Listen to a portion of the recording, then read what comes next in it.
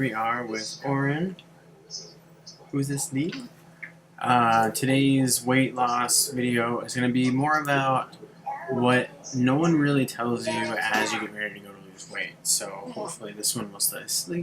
This list is, there are some things that can be kind of thought of in a negative way, but overall, because you're improving your health and getting healthier, it's good, it's positive. So the first thing is clothes. Like, no one tells you as you get ready to go to lose weight, especially those who are super excited about it starting at all, that you're going to eventually have to buy new clothes, you're going to have to alter your clothes, and it really depends on where you're at in your journey. And so at that point, you're left selling your stuff or giving it away and buying new. If it's still feasible to get it altered, then you have to get it altered. And so it's stuff like that, it's really super awesome that you no longer fit in your clothes anymore for a reason that isn't because they're too tight, it's because they're too loose, and too loose clothes look worse than too tight clothes, in my opinion. As they're falling off of you, they don't stay up, they don't look good, and so you have to go replace them or get them altered. And with that, belts, it only works to keep them tight for so long, and then you lose even more weight, and you either have to start making holes yourself or go get a new belt. And for me, in this moment of not being at the goal weight yet, I've got a belt that is adjustable, so I don't have to worry about it anymore, except it's kind of fraying at the end, so I have to take care of that. It's like a military style belt, I should mention, so I just put some heat to it and it should melt right up. But there are many other belts that you can get that are adjustable. It's things that you don't really think about as you go to do this. And appliances, especially for cooking, if you're starting to eat healthier and it's not something that you've really done before, cooking for yourself, that kind of thing, meal planning, meal prep, cooking in advance and freezing it, that sort of thing, you'll need to get some new stuff in that way. And both of these things kind of lead to an increased spending curve while you're trying to lose weight and everything, which in and of itself can already be costly because of whatever you're doing. If you join a gym or, buying healthier can seem more expensive, but it's really not. You just have to buy smaller quantities more often so that it doesn't rot on you. And then, there's always freezing. Your eating habits change, which is a good thing.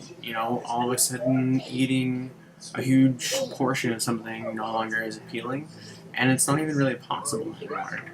It's not something that you can just go and do because your stomach is shrinking, still is or has, it's done, and you're just not used to eating huge portions anymore, which is it's a good thing. Addiction to exercise.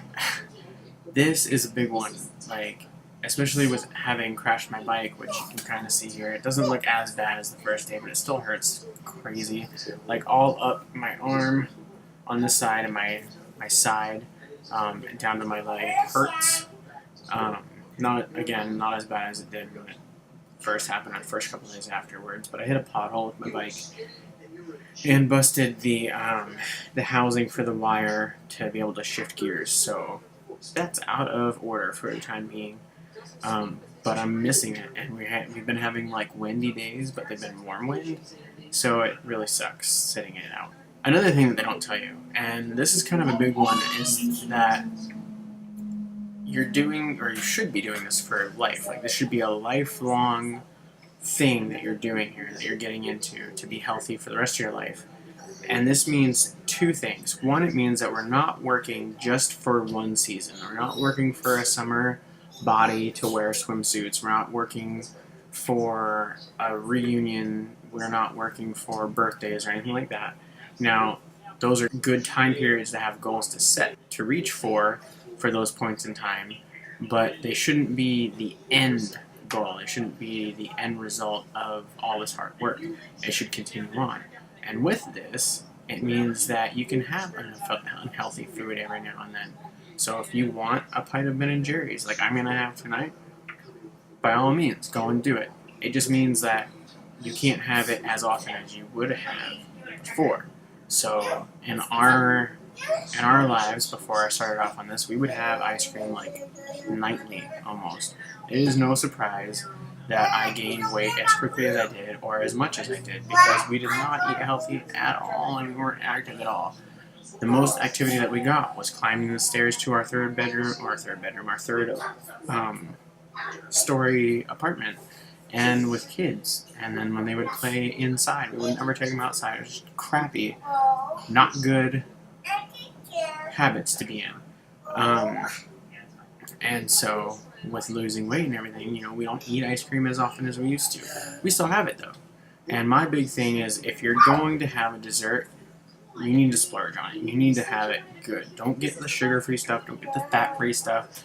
Don't go out and get something that isn't going to satisfy you for a craving, because it will lead to eating more of the fat-free, sugar-free, whatever version that you're having, and it might even lead to eating a full fat or a regular sugar thing afterwards, which is not good because then you're having all of that add up.